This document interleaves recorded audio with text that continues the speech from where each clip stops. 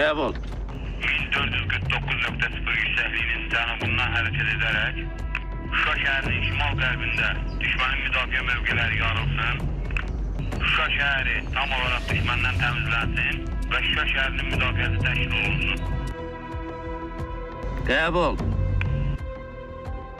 2020-ci il noyabr ayı yolsuzluq üzərindən, yəni indiki zəfər yolundan hərəkət edən Azərbaycan ordusunun qarşıdakı növbəti hədəfi imkansız görünür. Azad etmə planının ən çətin nöqtəsi Şuşa əməliyyatı.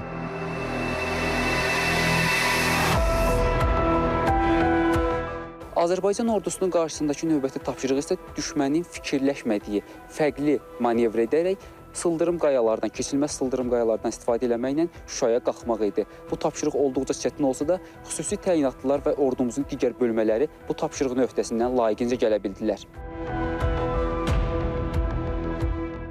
Biz Şuşanın azad edilməsi tapşırığını aldıq. Bu tapşırıq xüsusiyyətli qruplar arasında planlaşdırılmış və qabaqcadan təyin edildi, hansı qrup, hansı istiqamətində gedəcək. Digər qrupların irəliləməsi üçün biz özümüzü aşkar etməməliydik. Və burada albayaxa döyüşlər getdi, susturucu silahlarla döyüşlər getdi. Hətta süngülərlə belə burada düşmənlə çarpışmalar oldu.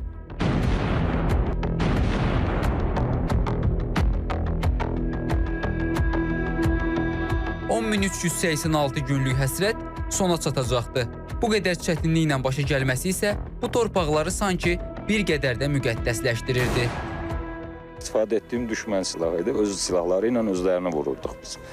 Burada 2 gün hardasa bizə su, yemək, nəinki bizə ümumiyyətlə ordunun mənsublarına su, yemək, yol o qədər çətin idi ki, təminatımıza söz yox idi. Təminatımız istər dövlətimiz tərəfindən, istər xalq tərəfindən gələn, millətimiz tərəfindən gələn yardımlar hədsiz çox idi. Sadəcə yol elə bir vəziyyətdə idi ki, bu zəfər yolu bildiyimiz zəfər yolu sadəcə bir at arabasının yolu idi. Burada biz 2 gün su axtardıq. Şuşanın girəcəyində 2 gün su axtardıq içməyə, amma o bizi heç nədən çəkindirə bilmirdi. Bu, artıq günlərdir davam edən mübarizənin zirvəsi, illərin həsrətinin sonu idi. Azərbaycan əskəri Şuşaya daxil olub tapşırığı uğurla icra edir. Şuşa uğrunda döyüşürük deyərək biz Şuşaya daxil olduq.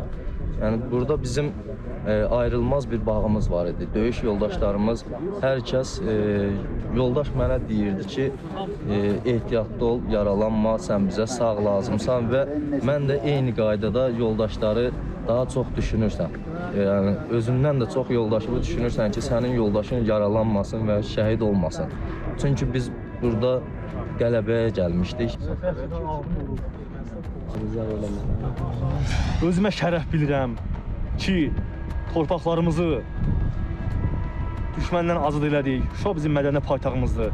Bu Şuşa şəhərini strateji bir mövqeyə düşməndən azad elədik. Bu bizim vəzifə borcumuz idi. Bununla da o sehirli şəhərə geri döndük. Torpağına toxunaraq, onun azad nəfəsini alaraq. Azərbaycan əskəri Şuşaya qalxanda təkcə sadəcə olaraq bir şəhəri deyil, bütöv bir xalqın qürurunu geri qaytardı. İndi bu əskərin baxışlarında illərin ağrısı yox, gələcəyin ümid dolu sabahı var.